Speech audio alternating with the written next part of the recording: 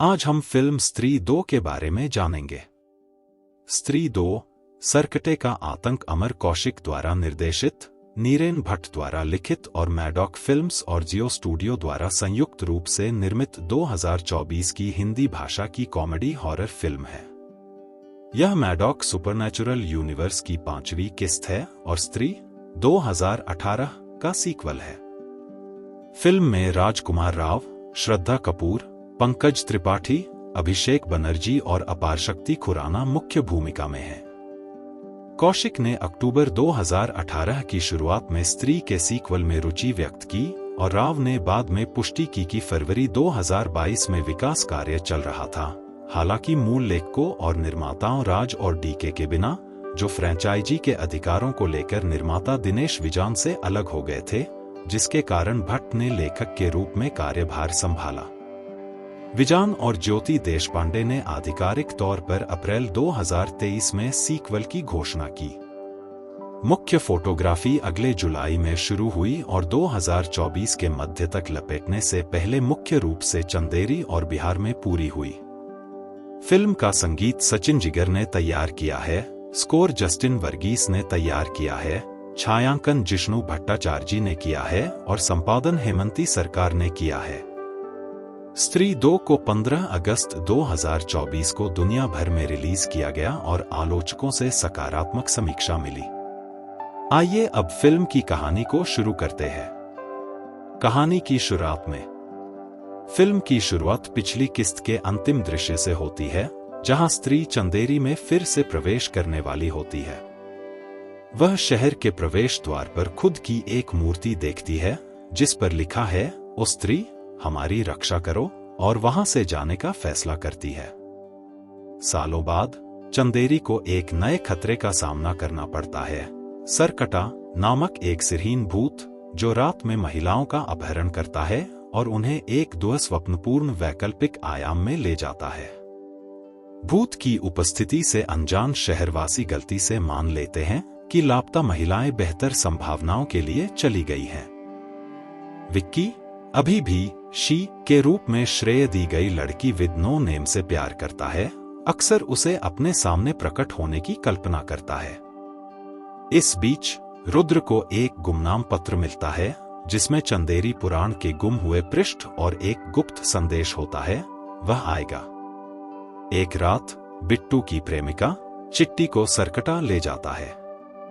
अपहरण का गवाह एक भिखारी भूत के अस्तित्व की पुष्टि करता है। विक्की, बिट्टू और रुद्र चंदेरी पुराण के फटे पन्नों की जांच करते हैं और सरकटा की उत्पत्ति का पता लगाते हैं। उन्हें पता चलता है कि सरकटा चंद्रभान की प्रतिशोधी आत्मा है, जो एक पूर्व ग्राम प्रधान है, जिसने स्त्री नामक एक वेश्या की हत्या कर दी थी, उसके पति का सिर काटकर उसे जिंदा जला दिया था। चंदेरी से स्त्री के चले जाने के बाद सरकटा प्रगतिशील महिलाओं को निशाना बनाने के लिए वापस आ गई है। सरकटा को हराने के लिए उन्हें स्त्री की मदद की जरूरत है। यह महसूस करते हुए दोस्त दिल्ली में जना की तलाश करते हैं, जो कभी स्त्री के कब्जे में थी। जना, जो अपने चचेरे भाई भास्कर के साथ रहता है, को उनके द्वारा एक मंचीय नाटक के बहाने चंदेरी वापस बुलाया जाता है, लेकिन जब उसे असली कारण का पता चलता है, तो वह अनिच्छा से सहायता करने के लिए सहमत हो जाता है। पुराने किले में स्त्री की खोज करते समय सरकटा हमला करता है और लगभग जना को मार डालता है, जो वैकल्पिक आयाम के दर्शन का अनुभव करता है, जहां अपहृत महिलाओं को बंदी बनाकर रखा जाता है। जना को मरा हुआ मानकर जब वह पुनर्जीवित होता है, तो समूह चौंक जाता है और वे सरकटा का पीछा करते हुए किले से बाल बाल बच निकलते हैं। जैसे ही सरकटा शहर में आतंक मचाती है, वह फिर से प्रकट होती है और स्त्री के बालों से जुड़ी उसकी चोटी की शक्तियों का उपयोग करके सरकटा से लड़कर समूह को बचाती है।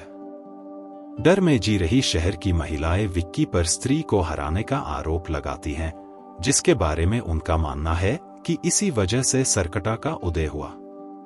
वे विक्की पर नए खतरे की जिम्मेदारी लेने का दबाव डालते हैं और वह उसे समझाती है कि उसकी शुद्ध आत्मा उसे इस कार्य के लिए सही व्यक्ति बनाती है। वह विक्की को एक जादुई खंजर देती है और उसे सरकटा का सिर आधा काटने के लिए इसका इस्तेमाल करने का निर्देश देती है। सरकटा को फंसाने के लिए समूह क्षमा रुद्र की प्रेमिका द्वारा एक नृत्य प्रदर्शन का आयोजन करता है। प्रदर्शन के दौरान सरकटा प्रकट होता है, लेकिन विक्की उसका सिर काटने में विफल रहता है। सरकटा तब विक्की, रुद्र और जना को छोड़कर मौजूद सभी पुरुषों को अपने वश में कर लेती है। इसके बाद सरकटा क्षमा का अपहरण कर लेती है और बिट्टू सहित वश में किए गए पुरुष शहर की महिलाओं को नियंत्रित करना शुरू कर देते हैं। समाधान की तलाश में समूह गुमनाम पत्र से मिले सुराग का अनुसरण करते हुए पागलखाने में जाता है, जहां वे सरकटा के वंशज से मिलते हैं। वह व्यक्ति बताता है कि सरकटा को केवल एक ऐसे प्राणी द्वारा हराया जा सकता है जो दोनों का आधा आधा हो, न तो पूरी तरह से पुरुष और न ही महिला, न ही मानव और न ही जानवर। इस ज्ञान के साथ वह अपने शरीर को विक्की के साथ मिला देती है, जिससे एक ऐसा प्राणी बनता है जो सरकटा की खोह में प्रवेश करने में सक्षम होता है। खोह के अंदर विक्की और वह सरकटा का सामना करते हैं। विक्की जादुई खंजर से सरकटा का सिर आधा काट देता है, लेकिन प्रत्येक कटा हुआ सिर कई नए सिर में बदल जाता है। जब वे अभिभूत होते हैं तो भास्कर अपने वेयरवॉल्फ रूप में आता है और सरकटा पर हमला करता है। हालांकि लड़ाई तब भयंकर हो जाती है जब सरकटा उसका सिर फिर से जोड़ देती है और भास्कर को हरा देती है। अंतिम प्रयास में वह अपनी मां को पुकारती है, जो स्त्री के रूप में सामने आती है। स्त्री आती है और विक्की की मदद से सरकटा को फिर से सिर काटकर और उसके शरीर को लावा में घसीटकर उसे हमेशा के लिए नष्ट करके हरा देती है। सरकटा की हार के बाद महिलाएं मुक्त हो जाती हैं और पुरुष भूत के नियंत्रण से मुक्त हो जाते हैं। विक्की और उसके दोस्तों को नायक के रूप में मनाया जाता है। वह बताती है कि वह एक चुड़ैल है और उसे वहां से चले जाना चाहिए, लेकिन विक्की को अपना नाम फुसफुसाने से पहले नहीं। जंगल में भास्कर, जो अब इंसान बन चुका है, जना से कपड़े प्राप्त करता है और जना से उसे शी के साथ मिलाने के लिए कहता है, जिसके लिए वह मना कर देता है, लेकिन भास्कर विनती करना जारी रखता है। एक मध्य क्रेडिट दृश्य में सरकटा के अवशेषों से भरा एक रहस्यमय बर्तन मानसिक संस्थान में पहुंचता है, जहां उसका वंशज अवशेषों से निकलने वाले ज्वलंत धुएं को अंदर लेता है और राक्षस के कब्जे में आ जाता है, जो आतंक की वापसी का संकेत देता है। और फिल्म समाप्त हो जाती है।